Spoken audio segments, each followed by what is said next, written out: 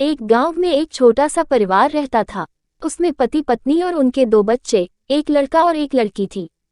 समय बीतता जाता है, सभी खुशी खुशी अपना जीवन व्यतीत करते हैं। दोनों बच्चे बड़े हो जाते हैं। दोनों में लड़की बड़ी होती है, इसलिए उसकी शादी पहले हो जाती है और वह ससुराल चली जाती है। कुछ समय बाद उसकी माँ की तबीयत खराब हो जाती है, जिसके कारण उनकी मृत्यु हो जाती है। अब उस घर में केवल 2 ही लोग थे, एक लड़का और उसके पिता। माँ और बेटी के चले जाने के बाद उनके घर में सूना सूना सा लगने लगा था। यह देख उसके पिता ने लड़की की शादी कर दी।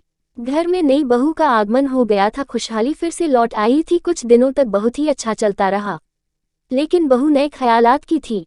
उसे ससुर की सेवा और आशीर्वाद आदि में कोई दिलचस्पी नहीं थी।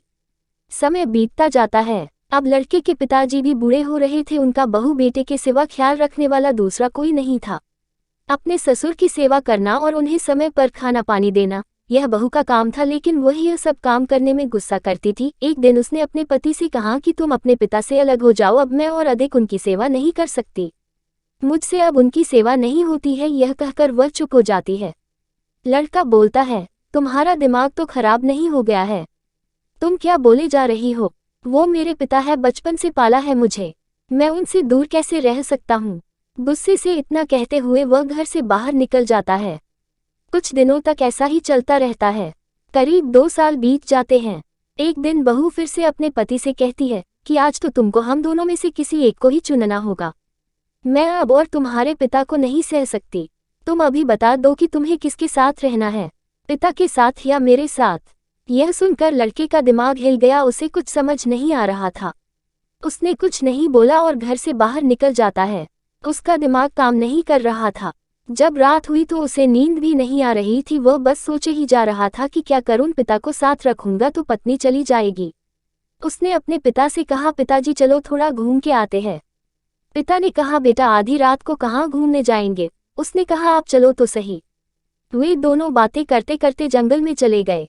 बीच जंगल में जाने के बाद उसने अपने पिता से कहा, पिताजी मुझे माफ करना, लेकिन आपका और मेरा साथ यही तक का था। अब मैं आपको अपने साथ नहीं रख सकता। अगर आपको साथ रखूंगा तो मेरी पत्नी मेरे साथ नहीं रहेगी। आपका तो जीवन काल भी पूरा होने वाला है, आपका तो अंतिम समय चल रहा है।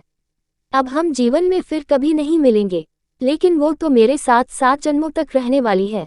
पिता ने आंखों में आंसू लिए कांपते होठों से कहा, कोई बात नहीं बेटा, तू चला जा, लेकिन मुझे यहाँ से 3 किलोमीटर और आगे छोड़ दे।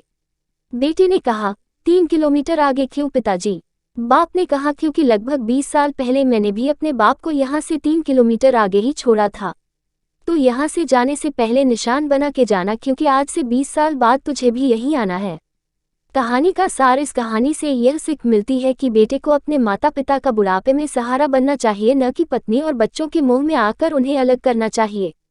ये वही माता पिता है जिनके कारण तुम्हारी पत्नी आई है। इन्होंने नहीं तुम्हारी शादी की है।